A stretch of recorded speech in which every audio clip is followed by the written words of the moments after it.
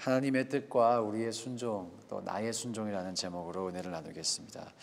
예수님께서 오늘 이제 군병들에게 잡혀가는 그 장면을 마가가 기록을 하고 있는데요. 이 예수님께서 잡혀가시고 재판받으시고 또 십자가에 못 박히시는 사건들을 바라보는 여러 가지 시각이 있습니다. 예수님께서 죄가 없으신데 억울한 재판을 당하셨다. 그래서 억울한 예수님의 그 모습을 비추는 각도도 있고, 또 배신한 유다 때문에 그런 것이다. 배신자 유다를 조명하는 그런 각도도 있고, 여러 가지 해석의 이 퍼스펙티브가 있는데, 이 사건을 가장 우리가 잘 이해하는 성경적인 방법은 바로 예수님께서 말씀하신 것처럼, 오늘 49절에 말씀하시는 것처럼 성경을 이루려 함이니라 라는 말씀일 것입니다. 예수님께서 잡혀가시고 재판받으시고 십자가에 못 박히시는 모든 과정이 성경을 이루어가는 과정이라는 것이죠. 즉 예수님은 이 일을 자신의 개인적인 어떤 억울함이라고 해석하지 않으시고 하나님께서 계획하신 그 뜻을 이루어가는 과정으로 이해하셨고 또 그 일에 순종하셨다는 것을 우리 모두가 알 수가 있습니다. 그렇기 때문에 우리는 예수님께서 걸어가신 그 길을 우리 또한 걸어가야 한다라는 메시지를 받게 됩니다.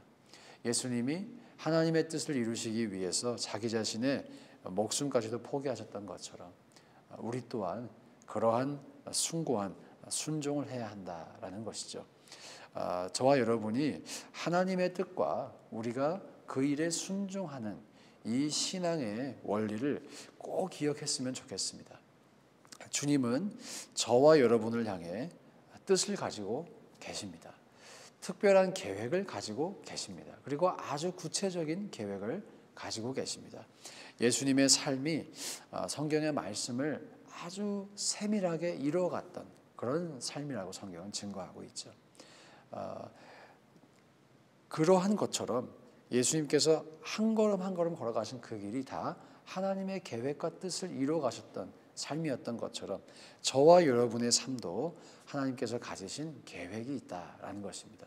먼저는 우리가 주님이 나를 향해 계획을 가지고 계시다라고 하는 이 사실을 우리가 믿을 수 있기를 주의 이름으로 축복합니다.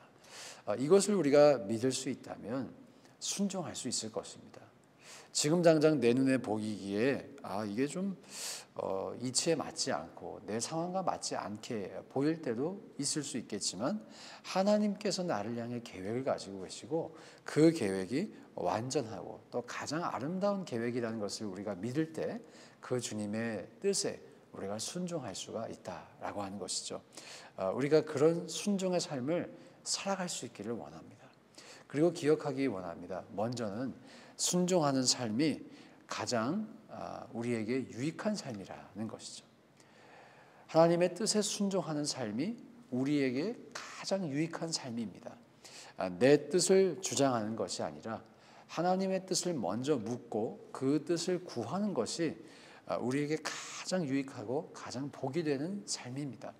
그래서 우리 스스로가 우리가 내리는 중요한 의사결정을 어떤 원리에 의해서 어떻게 내리는지를 한번 살펴봐야 하는 것 같아요. 저와 여러분이 하나님의 뜻을 묻고 계시는지, 주님의 뜻을 먼저 묻고 그 뜻을 구하고 그 뜻을 순종하기 위해 우리가 의사결정을 하시는지, 아니면 내가 내 눈에 보이기에 좋은 의사결정을, 내 마음에 드는 의사결정을 하고 있는 것인지 한번 돌아볼 수 있기를 원하고, 저와 여러분이 하나님께 뜻을 묻고 하나님께 순종하는 그런 삶을 살아갈 수 있기를 주님의 이름으로 축복합니다. 그리고 순종하는 삶은 우리에게 믿음을 필요로 합니다. 순종하는 삶이 가장 아름답고 복된 삶인데 이 삶을 살아가려면 우리가 믿음이 있어야 한다는 것입니다. 하나님이 정말 나를 향해 선하신 계획을 가지고 계시다. 이게 믿어지지 않으면 순종할 수가 없습니다. 주님의 뜻과 계획이 가장 선하신 계획이다. 이게 믿어지지 않으면 순종할 수가 없습니다. 또 주님께서 나에게 요청하시는 것은 내가 감당할 수 있는 일이다. 주님은 나에게 감당할 수 있는 일만을 요청하실 것이다. 그것이 또 믿어지지 않으면 순종할 수가 없습니다. 저도 처음에 주의 종으로 부르심을 받고 하나님을 많이 원망했던 시절이 있었습니다.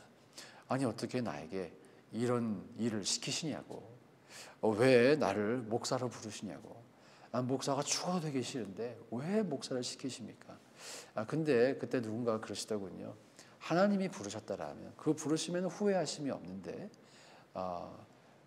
당신의 삶이 가장 아름답게 되는 비결이 바로 그 부르심에 순종을 하는 것이라. 그래서 울며 겨자 먹기로 그래 한번 믿어보자 그러면서 왔던 것 같아요. 그런데 지금 돌아보면 그 말씀이 참 맞는 것 같아요.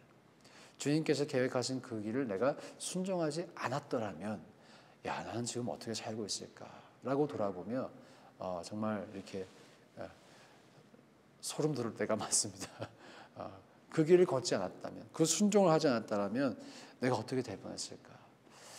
우리에게 하나님이 선하시고 주님이 감당할 수 있는 일에 대해 순종을 요구하신다는 것을 우리가 신뢰할 수 있기를 소망합니다. 그리고 사실 우리가 가지는 그 믿음이 완전한 믿음이 아니어도 괜찮습니다. 아브라함이라는 사람을 살펴보면 본토 친척 아비집을 떠나라고 하는 그 말씀에 아브라함이 순종했죠. 참 위대한 결단이었고 또 위대한 순종이었습니다. 그런데 이 이후에 아브라함의 삶을 우리가 자세히 살펴보면요, 아브라함이 완전한 성숙을 했던 사람이 아니었다는 것을 우리가 알 수가 있습니다. 여전히 부족한 사람이었다는 것을 우리가 알 수가 있어요. 하나님을 신뢰하기도 했었지만 또 자신의 신변의 이 위협을 받을까 봐 그것이 두려워서 아내를 누이라고 속이기도 했었죠. 아브라함이 완전한 믿음을 가지고 순종했던 것이 아니었다는 것입니다. 조그마한 믿음을 가지고 순종했다는 것이죠. 그런데 우리가 이것을 보면서 깨달을 수 있는 것이 있어요. 때때로 우리는 하나님께 순종을 하려면 완전한 믿음, 완벽한 믿음을 가져야만 한다라는 좀 부담을 느끼는 것 같아요. 그러나 그렇지 않다라는 것입니다. 자그마한 믿음이 있어도 정말 주님이 선하신 분이실까 하는 그런 의문이 여전히 있더라도 우리가 순종해 볼 수 있다는 것입니다. 그래서 우리가 자그마한 믿음이 있어도 순종해 볼 수 있기를 원합니다. 그리고 자그마한 믿음을 가지고서라도 순종을 하면 어떤 일이 일어나냐면 그 자그마한 믿음이 성장할 것입니다. 그래서 순종은 우리에게 조그마한 믿음을 크게 성장시켜 갈 수 있도록 하는 축복의 통로가 됩니다. 조그마한 믿음이라도 주님 제가 한번 순종해 보겠습니다. 그리고 믿음의 발걸음을 내디딜 때 그때 하나님께서 일하심을 우리 모두가 경험할 수가 있다는 것이죠. 그래서 우리가 일단 한번 순종해 볼 수 있기를 바랍니다. 일단 한번 발걸음을 내디뎌 보는 거예요. 그 다음엔 하나님이 일하십니다. 그 다음에 하나님께서 책임져 주십니다. 우리가 믿음을 가지고 완벽하지 않을지라도 그 순종의 한 걸음을 내디딤으로 말미암아 하나님의 일하심을 경험해 볼 수 있기를 주 이름으로 축복합니다. 요즘 주님께서 저에게 요청하시는 순종의 한 가지가 있는 것 같아요. 이번 주에 우리 선배 목사님들이 아틀란타를 방문하시고 교제하시면서 제 마음속에 쿵 하고 깨달아졌던 것이 있었습니다. 오래전부터 마음속에 늘 있던 것이지만 이것을 정말 주님께서 나에게 원하시는구나. 주님이 정말 이것을 가지고 이 이슈를 가지고 나에게 지금 말씀하시는구나 하는 주제가 한 가지가 있었어요. 네. 궁금하시죠?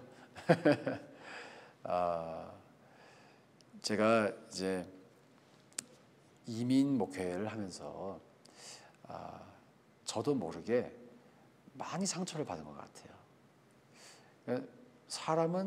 목사는 사람을 사랑하라고 있는 그런 일인데, 그런 직분인데, 이 사랑을 하면 할수록 상처를 받는 거예요. 그러니까 어떤 마음이 저도 모르게 드냐면 상처를 받고 싶지 않으니까 사랑도 적당히 하자, 그런 마음이 들어왔던 것 같아요. 그런데 적당히 사랑하면 목회가 안 되는 것 같아요. 적당히 사랑하면 진심이 통하지 않는 것 같아요. 사랑이 전달되지 않는 것 같아요. 영혼이 변화가 되고 하나님을 만나는 그 계기가 되는 사건들은 대부분 진심이 통할 때인 것 같습니다. 성경에서도 그랬고 제 경험에 의해서도 그런 것 같아요. 그런데 계속해서 방어 기제가 작동을 하니까 그걸 가로막는 거죠. 그걸 가로막는 거예요. 저 나름대로도 주님 앞에 변호를 하죠, 스스로. 너무 힘들고 너무 상처가 돼서 저 여기까지밖에 못하겠다고 그런 변호를 스스로 해왔던 것 같아요.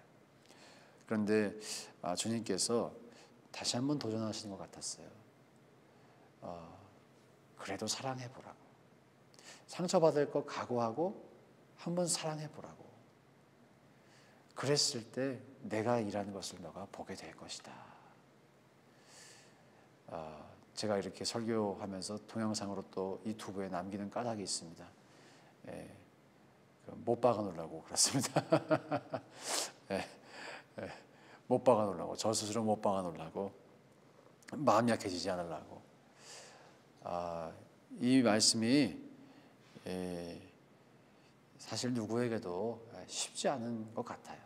여러분에게도 크고 작은 그런 마음들이 유사하게, 제가 가진 마음과 유사하게 크고 작은 마음들이 있으시지 않을까 생각을 합니다. 하나님께서 저마다 우리에게 요구하시는 순종의 모습은 좀 다를 수 있겠죠. 그런데 저와 여러분이 주님이 정말 계속해서 요구하신다면, 성령으로 감동하신다면 우리가 순종해 볼 수 있기를 소망합니다. 방금 말씀드린 것처럼 완벽한 믿음이 있어서, 완벽한 인격이 있어서, 완벽한 신앙의 성숙을 이루었기 때문에 순종하는 것이 아닙니다. 어찌 보면 부족하기 때문에 순종해 보는 것입니다. 내가 부족하기 때문에, 내가 완벽하게 하지 않기 때문에, 내가 완벽하지 않으니까 내 힘과 내 뜻과 내 계획을 의지하지 않고 하나님을 의지해 보는 것입니다. 그게 순종이죠. 그래서 완벽하지 않음에도 불구하고 순종했을 때 일하시는 하나님을 경험함으로 말미암아 우리의 신앙이 온전해지고 성숙할 수 있게 되는 것이죠. 저와 여러분이 오늘도 주님께서 우리에게 요구하시는 순종의 제목이 있으실 것입니다. 사람마다 다 다르겠지만 분명히 있을 것입니다. 우리가 그 주님의 말씀을 듣고 그 주님의 뜻을 분별하여 알고 또 힘써서 순종해 볼 수 있기를 주 이름으로 축복합니다. 그것이 예수님께서 걸어가신 성경을 이루려 함이니라.